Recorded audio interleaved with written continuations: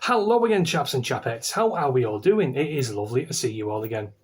As always, this is a bit of a two-part video, guys. I want to talk to you about two separate things within this video, so it might run on a bit, so make sure you've got enough time to actually see this one through. First up, I just want to mention that I've just finished listening to the Steve Laws and Lawrence Fox debate that they had over on X Spaces a few days ago over on YouTube.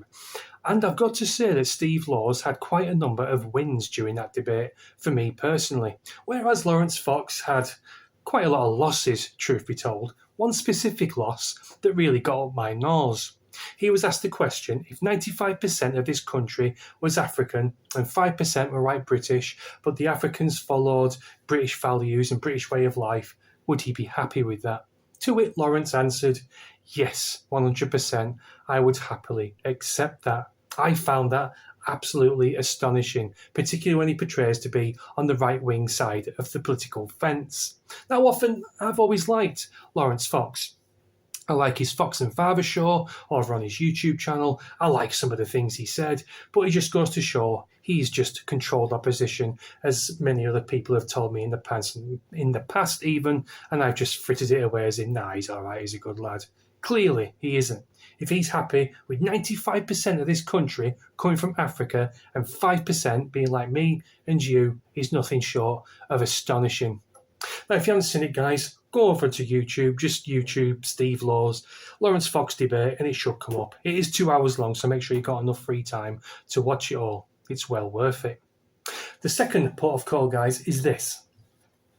Have you ever seen them pictures in the press of like an MP or someone in the upper echelons of society with his arm around maybe an Indian shopkeeper or a token black man, some kind of minority, with big beaming grins on their faces, like Cheshire Cats, and the MP or the elite, whoever it is there pointing, metaphorically, at this minority person saying, look at this guy, he's British, he's one of us, you will like him. Well, I have one such example right here from two Afghan refugees who live in York. Two teenage refugees from Afghanistan are in custody after being accused of a young woman in York, England. One of the two men involved was previously promoted as an integration success story by his community's council and star player in their local cricket club.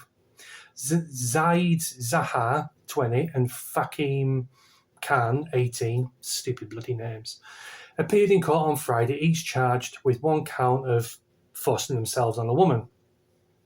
The two were arrested after reportedly participating in a gang forced on a woman of a young woman on August 27th between 3:30 in the morning and 4 a.m. on the streets of York. Despite being enrolled at York College, neither Zaire or Khan spoke good enough English to be able to confirm their name and addresses without the aid of a court interpreter. Then why in the pissing hell are they here? What contribution to society are these two chaps going to make when they can't even speak simple, rudimentary English? That should be rule number one on any immigration plan. It doesn't even have to be in this country, across the board, across the entire world. If you're going to move to Russia, Spain, Italy, Greece, Portugal, Poland, you have to understand the basics of the fucking language that you're emigrating to. It's out of respect and out of politeness. Even when I go on holiday to anywhere in Europe, I always make sure to know one or two words so I can converse with the public in their own tongue, because they find it respectful and they appreciate you making an effort instead of sitting on your ass, being a lazy bastard and speaking in your mother tongue in another country. You're there as their guests. These people were here, fucking living here, and they don't even speak our language. Absolutely disrespectful and absolute refusal to integrate into the British way of life. It pisses me off, guys.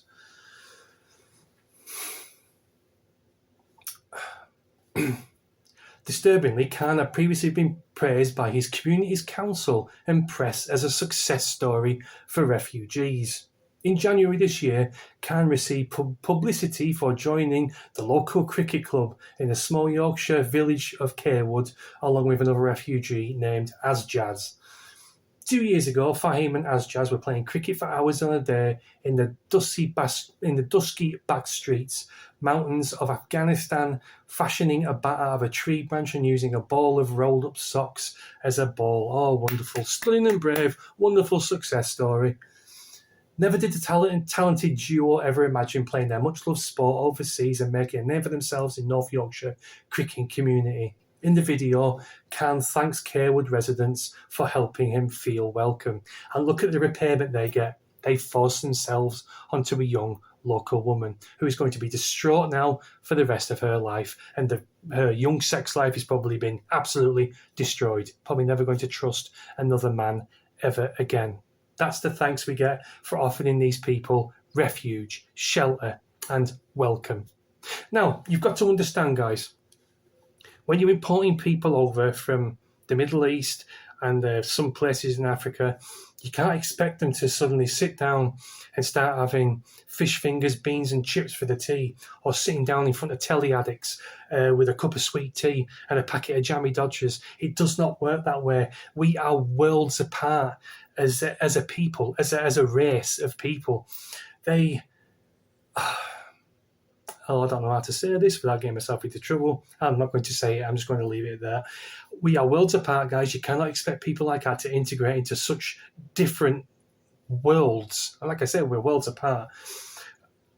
We couldn't emigrate over to Nigeria and be expected to live their ways. We're too set in our ways, just as they are. That's why they live in their own little communities and they bring their ways of life with them. They don't want to change. They don't want to integrate. They want to come over here, but they want to bring home here. And that's a dangerous mixture, obviously. People get forced upon, people get stabbed, people get killed, people get beaten up, and people suffer with racial abuse. And yes, whites can suffer from racism.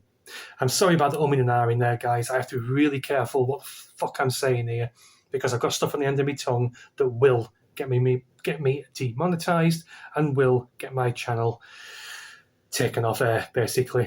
So yeah, before I go, I hope you like the rebranding of my channel. That Anglo-Saxon bloke I am now known as. The logo and the banner's a bit shit, but I'm not the best graphic designer. If one of you guys are quite talented in that respect, please do feel free to make me a logo and a banner, and I'll gladly use it. Talentless, lazy bastard. That's me. Anyway, good to be back, guys. Thanks a lot for watching. Let me know what you think in comments below. I'm sorry for droning on, but you know what I'm like. See you next time. Cheers.